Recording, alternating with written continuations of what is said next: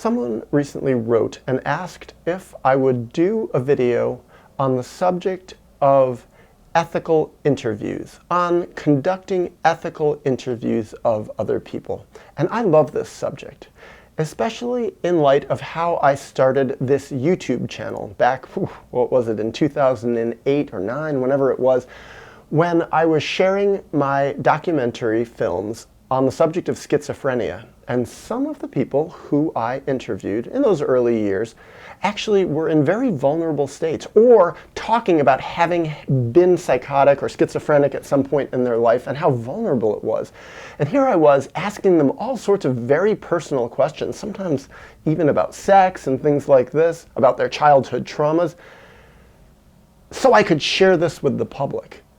And I recognized how vulnerable they were talking about this stuff that they maybe didn't even talk about with their close relatives, with their friends, with their partners, let alone with the public. And here I was interviewing them for public consumption, for a purpose, but also for the public to see. And I think one of the things that made me feel comfortable doing this, feeling like it was okay, was that I found actually part of it was rather distasteful. I felt uncomfortable by interviewing them. I didn't like the idea of, oh, I'm going to get the dirt on them and I'm going to make it public. I didn't want to hurt them. I didn't want to have people share stuff that would in any way come back to harm them. And I think part of why I was so acutely sensitive to interviewing vulnerable people for public consumption was that I had been a therapist by that point for a long time already. And part of being a therapist is interviewing people about very personal, painful, vulnerable, confidential material. And part of what I loved about being a therapist was that it was purely confidential.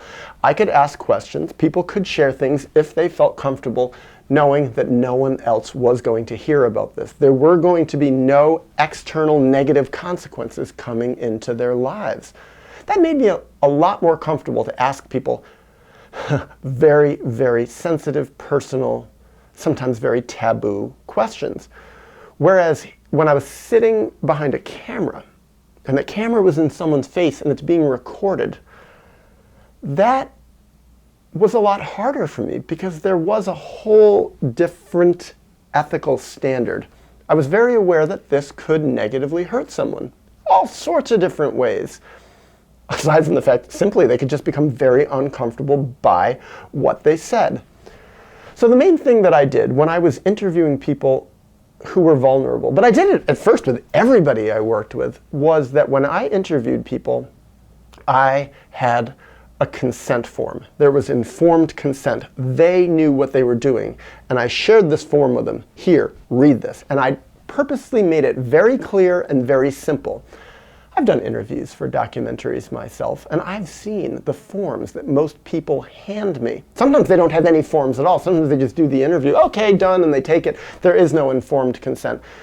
But sometimes, especially the fancier interviewers, the fancier movie makers, they have these long, long forms, sometimes 4, 5, 6, 7 pages long with all this legalese. I have no idea what it says.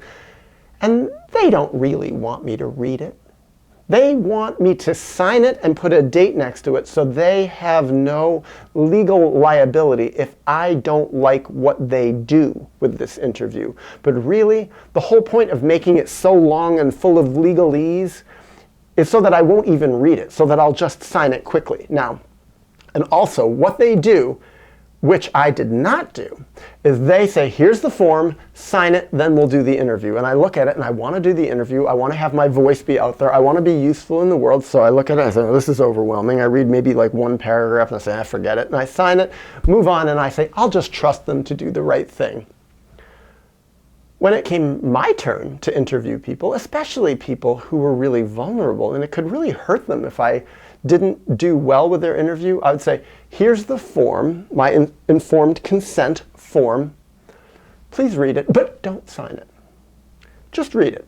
Know what you're getting yourself into. And after the interview, if you feel comfortable with what you shared, then read it again and then decide if you want to sign it or not. And please, if you don't feel comfortable with what that form says, don't sign it. I don't want your interview if you're not comfortable with it. As it happened, I think I interviewed a couple hundred people back then. I think 2 didn't sign it.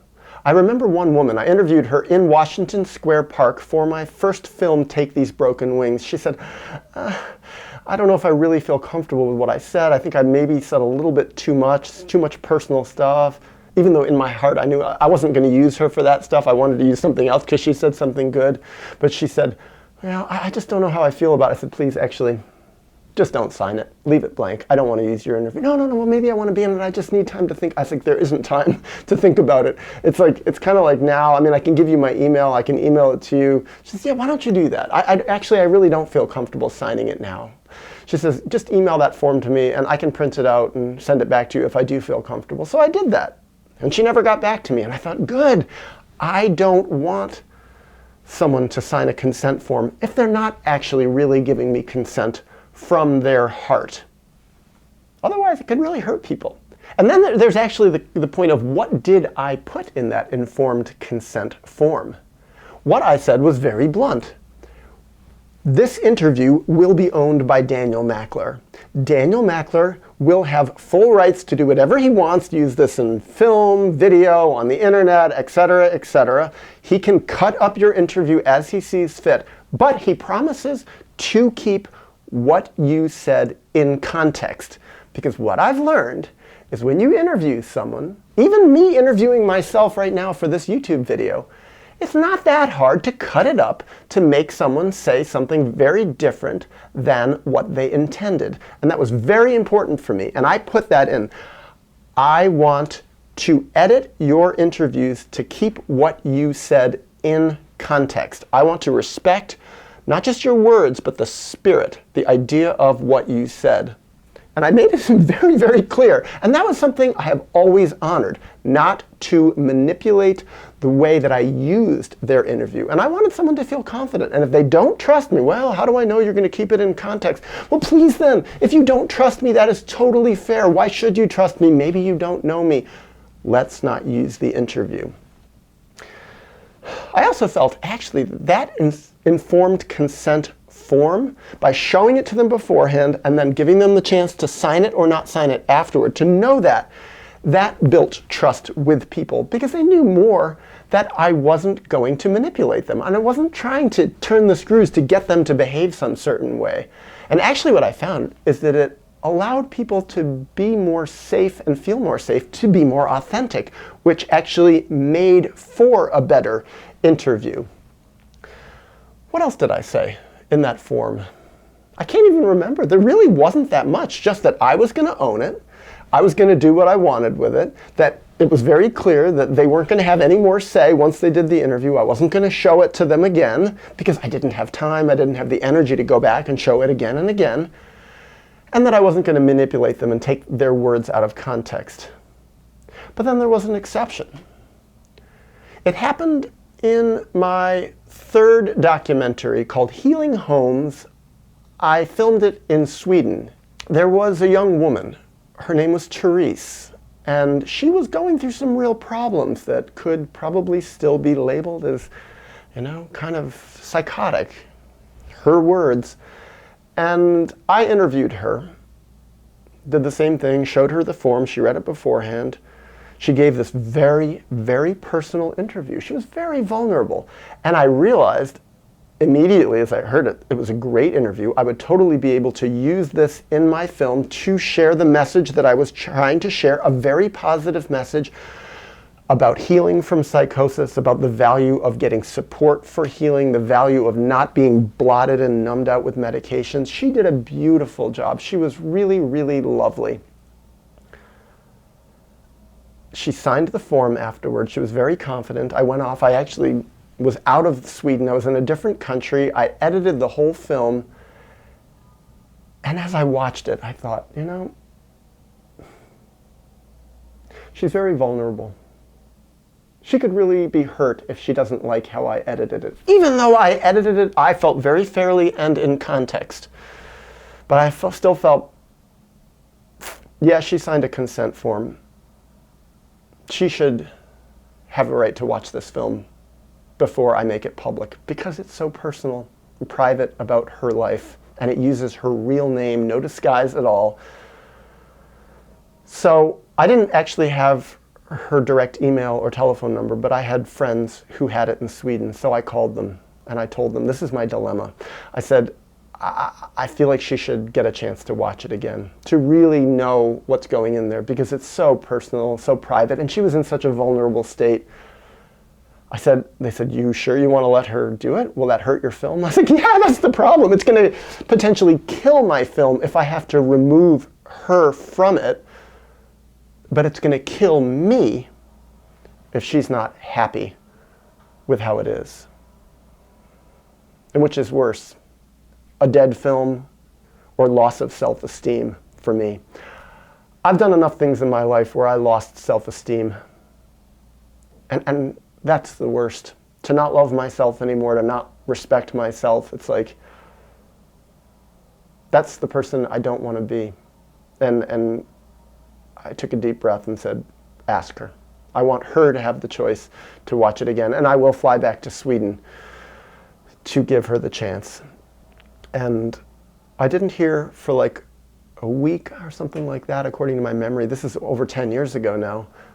But I flew back to Sweden, and when I arrived in Sweden, they got in touch with her and they got the message back to me. She says, no, this is what they said. She trusts you. She doesn't need to see the film. She'll watch it when it comes out. And I was like, yeah! I was so relieved, because I really thought she might kill my film. I certainly do know. I've edited people's writing, and I edit something they say, or maybe you should say it this way. No, and they take it out. And I've done compilations and books where people want to change things, and it's like it can ruin the work. I knew it was a risk I took, but I felt like it worked out well.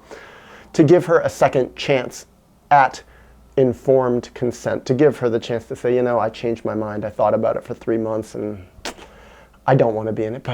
And actually what happened is, when that film came out, the first screening we had in Sweden, she sat right next to me. I hadn't actually seen her since the interview, and she sat right next to me, and I watched her out of the corner of my eye, and she watched it, and at the end she says, I liked it, and she shook my hand. I was like, woo!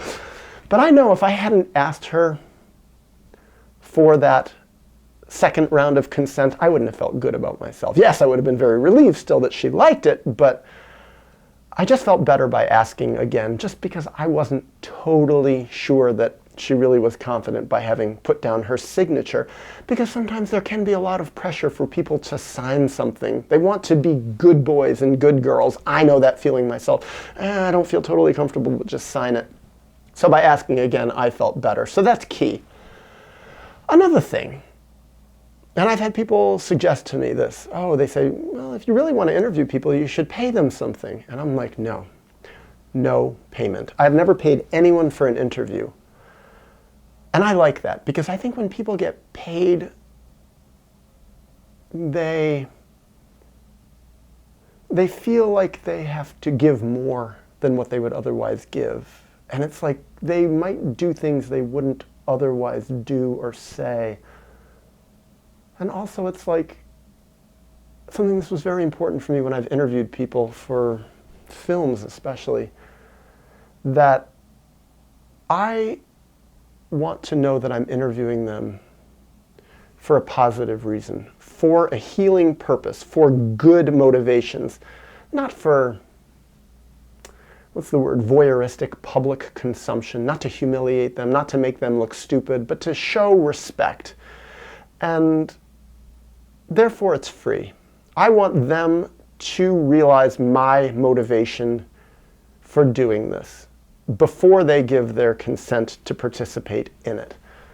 I want them to be inspired by altruism, to have their painful things in life be shared to help others, to be useful. And I certainly see a lot of examples of that in the world, certainly on the internet, when it's not that way. I was, some months ago, somebody tuned me in to a channel on YouTube. There's lots of them out there that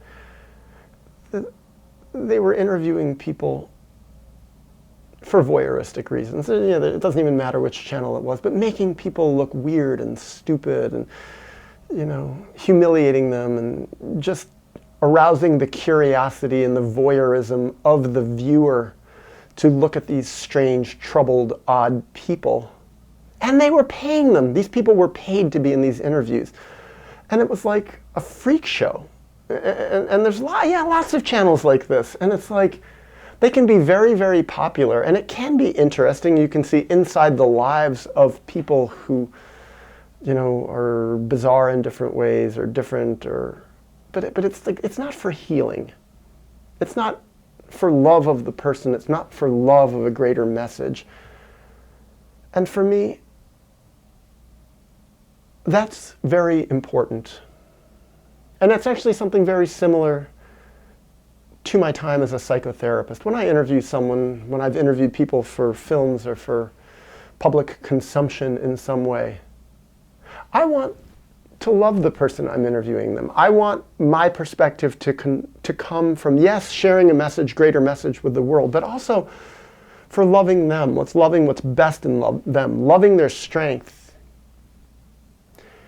caring about their well-being. And I see some of these voyeuristic channels where they just throw money at people. It's sort of almost like they're treating them like prostitutes in a way. They're just using them and giving them something where it's like, what am I giving the people? It's like I'm giving them respect and love, or at least doing my best to try to, and editing them in a way that, yes, shares this message, but also honors them. And I do feel the same way. That's how it was with therapy too, that my interviewing, my reason for asking people personal questions that you don't normally ask people in regular everyday interchange was to help them grow for no other reason. Often, this is also really, really important. When I was a therapist, sometimes my curiosity would take over. Sometimes people would be sharing about something that happened to be very interesting to me or very unusual, things I'd never heard about. Maybe even part of me was like, oh, I kind of wonder about that. But then it's like,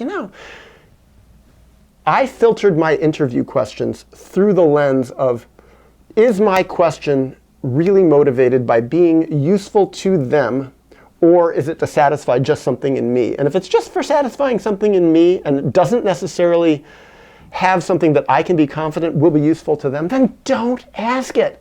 Don't ask it. Think about it more. Think about, why am I really asking this question? What is my reason for it? If there's any degree of voyeurism in it, and early on when I first became a therapist, it was like, I'd never heard people share so honestly about such personal and often taboo things. There was some part of me that was like, oh my God, this is amazing. I'd want to ask. But then it's like, don't.